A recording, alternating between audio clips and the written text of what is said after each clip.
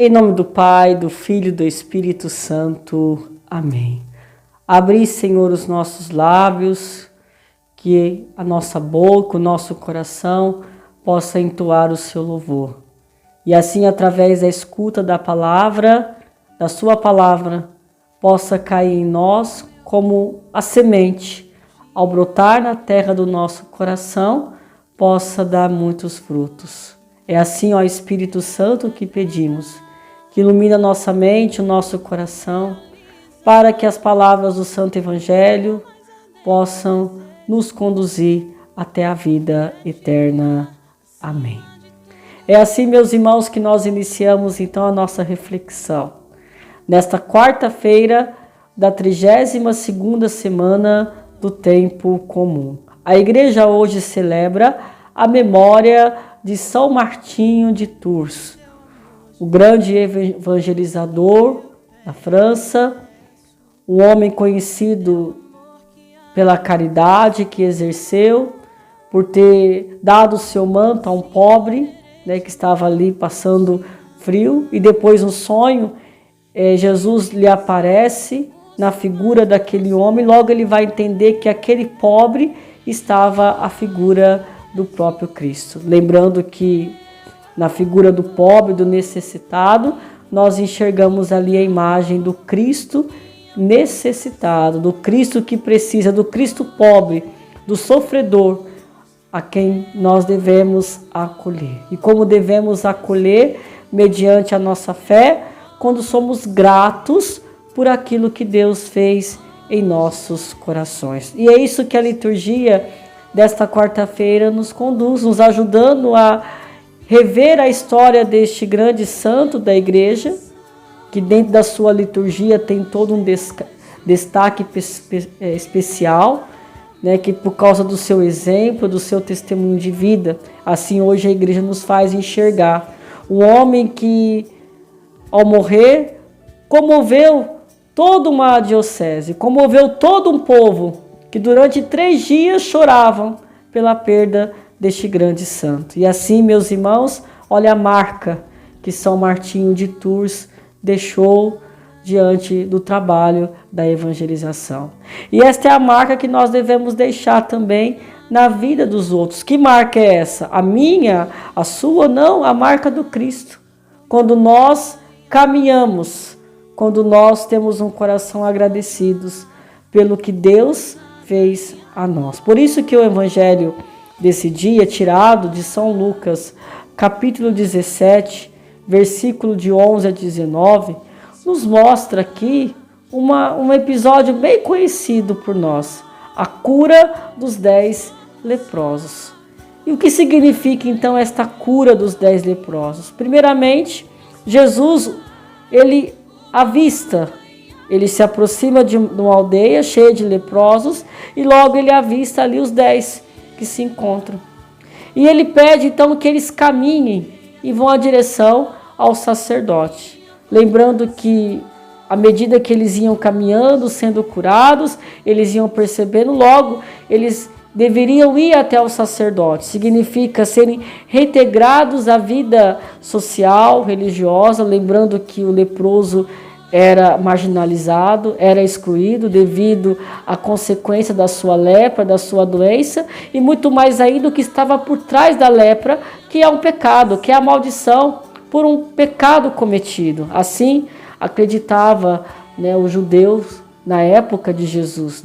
Para o judeu, uma doença gravíssima refletia um pecado cometido, lembrando que através do próprio pecado vem a doença. Mas isso era toda a catequese, todo o pensar do judeu naquela época. E assim Jesus, logo quando ele se aproxima desta aldeia, ele cura esses 10 leprosos, mas apenas um, que era estrangeiro, lembrando a figura do samaritano mais uma vez, ele se dá conta da cura e logo ele volta para agradecer Jesus. E Jesus logo ele fica com o coração partido, porque ele pergunta, mas não foram os 10 curados?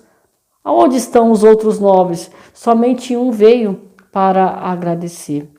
Mas o mais importante entendemos aqui os passos da cura que devemos trazer para a nossa vida até chegarmos na atitude da gratidão deste samaritano, que sendo estrangeiro tem também toda a sua catequese, toda a sua profundidade. A primeira coisa é que Jesus ele se aproxima da aldeia. Eles estão todos marginalizados. A cura acontece quando Jesus se aproxima de nós. Seja qual margem que nós nos encontramos, seja qual aldeia da nossa alma, do nosso coração que nós estamos enfrentando, que nós estamos morando, coabitando, porque a primeira coisa que nós damos conta quando caímos no pecado ou quando nós nos adoentamos é quando nós nos afastamos de Deus e das pessoas, nós nos fechamos no gueto da nossa história, da nossa vida e ficamos ali lamentando por situações. Lembra-se que quando nós afastamos da igreja é porque nós caímos no pecado, ou melhor dizendo, quando nós caímos no pecado, ou quando nós duvidamos da misericórdia de Deus, quando nós paramos nas nossas fragilidades, aí ao invés de nós nos aproximarmos de Deus, nós nos afastamos de Deus, afastamos dos outros, afastamos da comunidade. Não é diferente desses leprosos.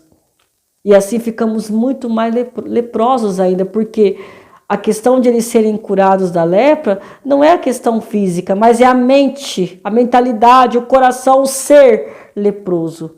Então, quantos de nós, quando caímos no pecado, nós carregamos esse ser leproso? Nós mesmos nos afastamos e nos condenamos, achando que não merecemos o perdão de Deus. O segundo ponto da cura é que nós temos que caminhar.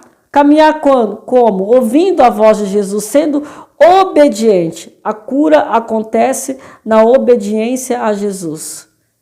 Se eu não obedecer a Jesus, se eu não aprender a dar atenção, escutar a voz de Jesus, estar atento àquilo que Jesus tem a me dizer, eu não vou encontrar o sentido da minha cura, eu vou ficar perdido, eu não vou saber aonde que está a raiz do problema, da situação. Porque Jesus ilumina o meu interior através da sua palavra e cada gesto da palavra, cada proclamação da palavra é a voz de Jesus, é o agir de Deus que está nos mostrando realmente onde nós devemos ser curados. Por isso temos que estar atentos à sua palavra. E assim, à medida que eles iam caminhando, iam sendo curados. Quer dizer, a cura não acontece de uma forma, meus irmãos, uma vez por todas, mas ela é um trabalho contínuo. Para sermos curados, nós temos que caminhar. É como se eu tivesse sido libertado de um vício, né? Eu quero vencer o vício, eu tenho que caminhar num efeito contrário, de um lado contrário.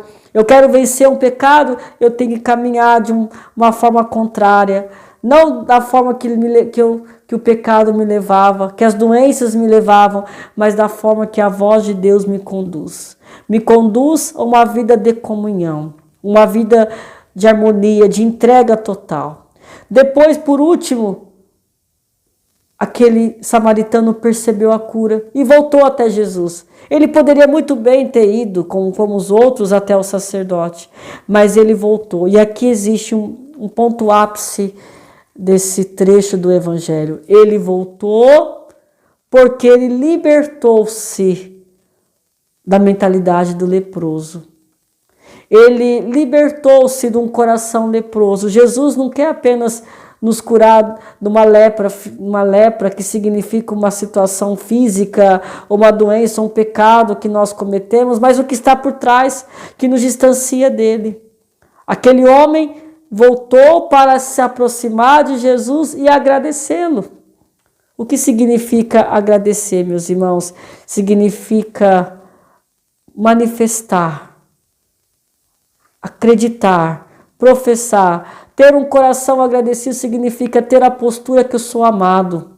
Ter a postura que eu fui chamado para ser próximo de Deus. Ter a postura de alguém que um dia distante encontrou o sentido da vida. Apesar que aqui existe um dado que eu já falei, ele era estrangeiro. Quem se acha, meus irmãos, estrangeiro, quem toma a postura de peregrino, sabe para onde está caminhando. Porque a cura do peregrino é encontrar-se com Deus. A cura do peregrino é repousar-se em Deus. Então, quando o leproso volta, que já não é mais um leproso, mas estrangeiro também, ele reconhece que o único lugar que ele possa repousar é aquele que o curou. É aquele que o tomou pela mão. É aquele que o coração possa se inquietar e possa recomeçar de novo. Que nesse dia o Senhor possa te abençoar e te fortalecer e que você possa caminhar sem estagnar e olhar para aquilo que Deus tem preparado para você. Em nome do Pai, do Filho e do Espírito Santo. Amém.